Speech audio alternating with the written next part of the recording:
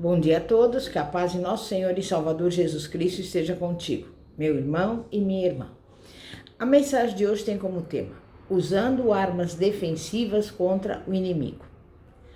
E nós precisamos, como eu já havia dito, das armas ofensivas, mas também das defensivas. Vamos ver então as armas defensivas que Deus colocou à nossa disposição. A primeira é a fé. É pela fé que tomamos posse da vitória que Cristo obteve para nós na cruz do Calvário. Ali foi cumprida a mais antiga promessa feita por Deus, ainda no Éden, quando ele disse à serpente: porém inimizade entre ti e a mulher, entre a tua descendência e o seu descendente. Este te ferirá a cabeça, e tu lhe ferirás o calcanhar. Gênesis 3,15. Por essa razão, Paulo dizia, e nós também podemos dizer: tudo posso naquele que me fortalece. E também, somos mais do que vencedores por meio daquele que nos amou. Foi pela fé que os 70 discípulos tomaram posse da autoridade que Jesus lhes havia dado. Foram às cidades a mando do Mestre e voltaram relatando o seguinte: Senhor, os próprios demônios se nos submetem pelo teu nome. Ao que Jesus lhes respondeu: eis aí vos dei autoridade para pisar de serpentes e escorpiões e sobre todo o poder do inimigo, e nada absolutamente vos causará dano. Lucas 10, versículos 17 a 19.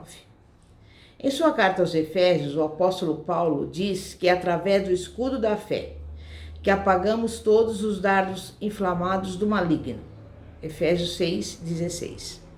É através dela que atacamos e contra-atacamos o diabo.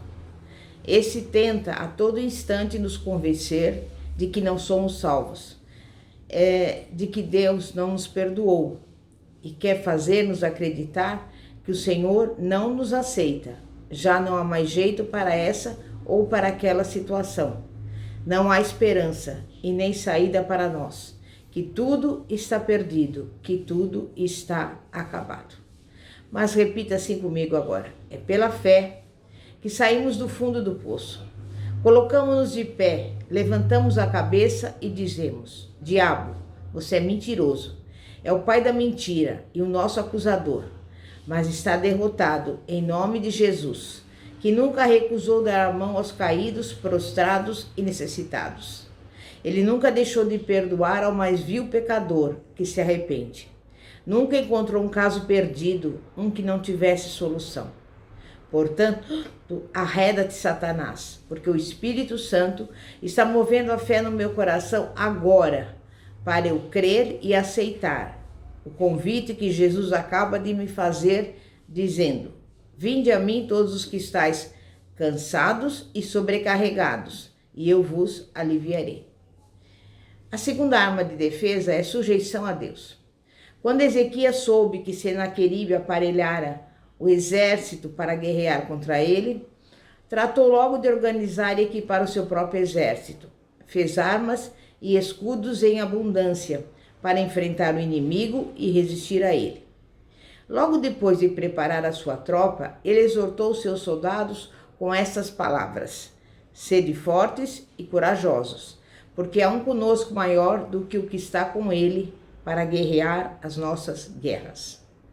O mais importante não é estar bem armado, é sujeitar a nossa vida e a nossa guerra inteira e incondicionalmente àquele que domina sobre tudo e sobre todos, o qual detém todo o poder para entregar em nossas mãos a vitória.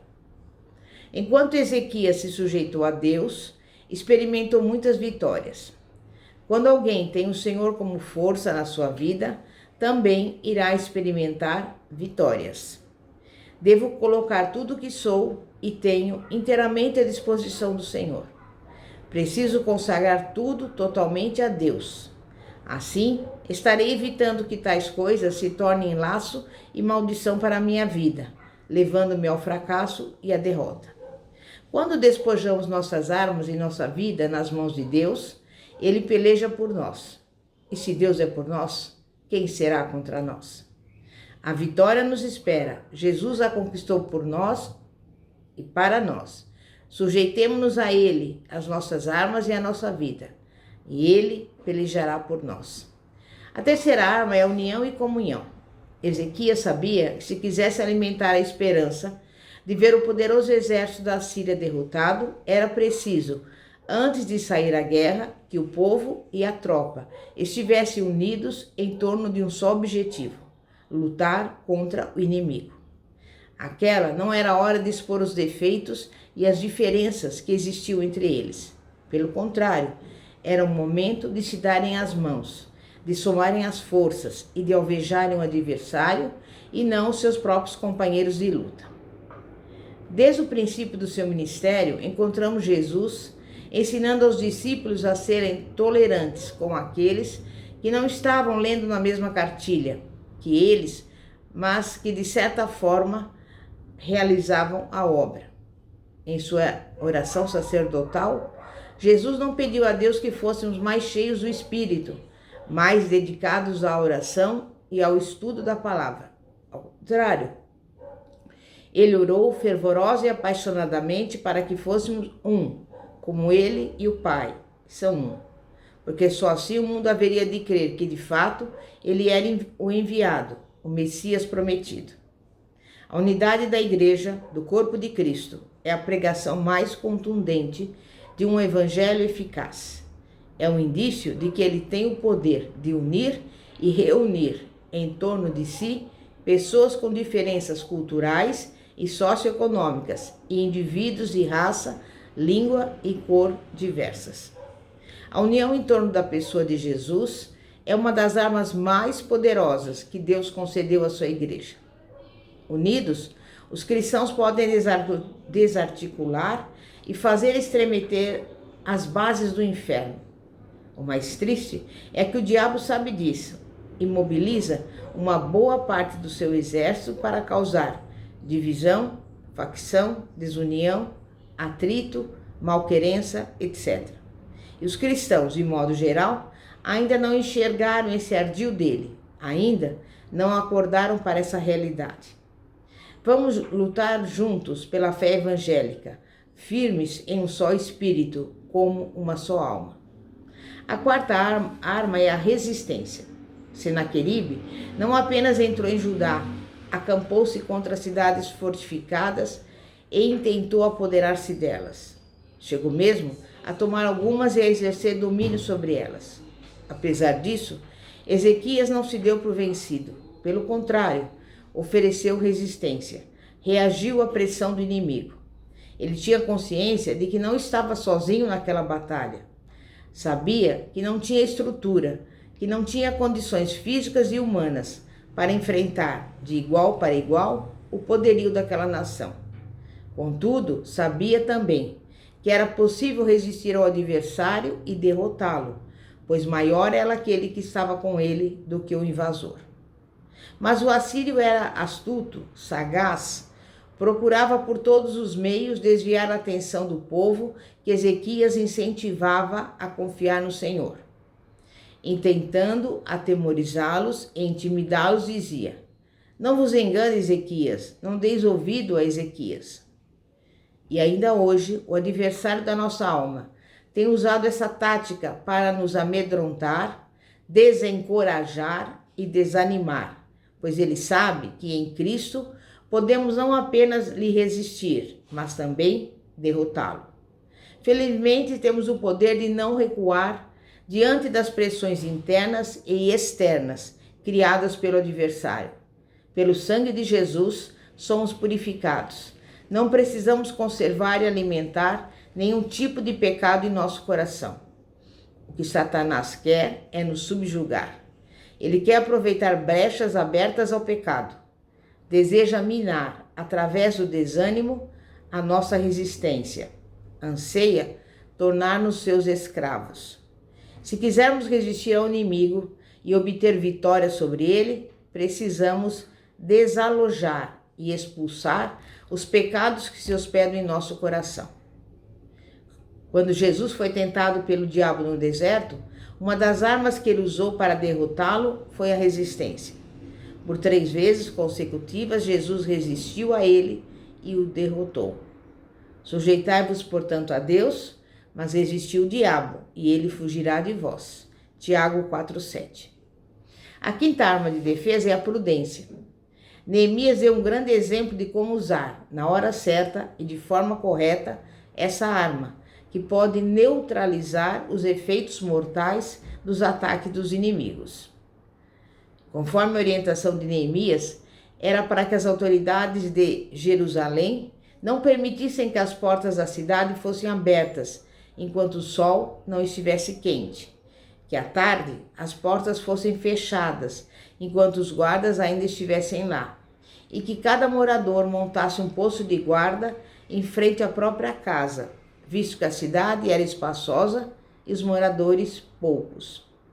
Por que tanta precaução? Porque aqueles que sugavam, espoliavam e exploravam o lugar e os habitantes que ali tinham permanecido estavam revoltados e furiosos. Eles já haviam tentado várias vezes travar e impedir o crescimento da obra. E agora, depois de muito esforço, os muros já estavam concluídos e as portas colocadas em seus devidos lugares. A estratégia empregada por Neemias nos ensina que, à medida que a obra vai crescendo em nossas mãos, precisamos acionar com maior frequência a arma da prudência. A sexta arma é o discernimento. Sem discernimento, estamos sujeitos ao fracasso e até mesmo à morte espiritual. É que corremos o risco de lutar contra nós mesmos e contra Deus e, consequentemente, a favor do inimigo. Precisamos ter discernimento do que é a ação de Deus. Devemos estar atentos para não atribuirmos um ato de Deus que não entendemos a algo ou alguém que não ele. Os cristãos que viveram no início da era cristã precisaram ter discernimento para compreender que a perseguição estava nos planos de Deus. Era o meio pelo qual o evangelho seria pregado em todos os lugares. Se eles tivessem ficado revoltados, ou quem sabe, convocasse uma poderosa reunião de oração para repreender e amarrar aqueles demônios que estavam agindo nos perseguidores da Igreja de Cristo, ela não teria prosperado. Apesar de toda a adversidade que enfrentaram, os que foram dispersos, um por toda parte pregando a palavra, levando o evangelho, e a comprovação de que isso fazia parte dos planos e da estratégia de Deus está no resultado. Nem tudo que aparentemente dá errado ou tem aspecto de fracasso é necessariamente obra do diabo ou consequência de alguma maldição. Mais do que nunca, precisamos de discernimento para detectar aquilo que procede de Deus, aquilo que no exercício da sua soberania ele permite sobrevir-nos com o objetivo de transformar a nossa fraqueza em força, nossa derrota em vitória, nossa porta fechada em um portão aberto. Precisamos ter discernimento do que é a ação do maligno. Se Paulo não tivesse discernimento, talvez se sentisse até lisonjeado ao ouvir publicamente as palavras da jovem adivinhadora, que afirmava: esses homens são servos do Deus Altíssimo e vos anunciam o caminho da salvação. Paulo não emitiu parecer algum de forma precipitada. O objetivo de tais palavras era levar o povo a dar mais atenção aos apóstolos do que ao evangelho pregado. Paulo teve esse discernimento e, depois de muitos dias, já indignado, ordenou ao Espírito que falava pela boca da jovem: em nome de Jesus Cristo, eu te mando, retira-te dela. E ele, na mesma hora, saiu. Atos 16, 18. E também devemos ter discernimento do que é a ação da carne. Essa luta ocorre incessantemente no coração do Filho de Deus. O Espírito Santo é a provisão divina para alcançarmos a vitória sobre o pecado, para que não façais o que porventura seja do vosso querer.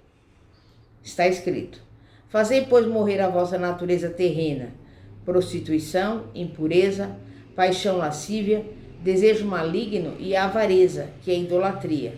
Por essas coisas é que vem a ira de Deus sobre os filhos da desobediência. Colossenses 3, versículos 5 e 6.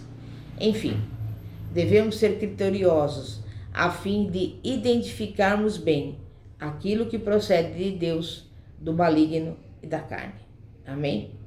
É momento de oração. Santíssimo Deus e poderoso Pai, Pai de nosso Senhor e Salvador Jesus Cristo, estamos aqui nesse momento pedindo que o Senhor nos ensine a cada dia, a cada hora, Pai. Que tenhamos discernimento, que tenhamos fé, que possamos resistir à ação do inimigo, que tenhamos prudência em tudo aquilo que nós viermos a fazer, que tenhamos vigilância, que venhamos a orar, que venhamos a cada dia sujeitar-nos ao Senhor, obedecendo a Tua palavra. E é por isso que neste momento nós colocamos diante de Ti a nossa vida, a nossa casa, a nossa família, tudo aquilo que nos pertence. Quero te pedir em favor daqueles que estão doentes, que o Senhor visite essa pessoa no leito de enfermidade, no hospital, onde ela estiver, repreendendo todo mal, toda dor, toda enfermidade, porque a Tua palavra que diz, o Senhor já levou sobre si, na cruz do Calvário, as nossas doenças e as nossas enfermidades. E também eu quero lhe pedir, Pai, que o Senhor envie a essa pessoa a provisão, porque é a Tua palavra que nos garante que o Senhor suprirá cada uma das nossas necessidades. E também visite esse lar, essa casa, repreendendo toda briga, toda contenda, toda divisão, tudo aquilo que não procede do Senhor. Mas coloque nesse lar a união, a harmonia, a paz que excede todo entendimento e principalmente o amor do Senhor. Porque a Tua palavra nos diz, tudo que nós pedimos em oração, crendo, receberemos. E pelos olhos da fé, nós recebemos a bênção, a vitória e o milagre em nome de Jesus. Amém e graças a Deus. Glória a Deus. Pastora Fátima da Igreja Evangélica Apostólica Poder de Cristo. Que a paz de nosso Senhor e Salvador Jesus Cristo esteja contigo. Glória a Deus. Aleluia. Amém e graças a Deus.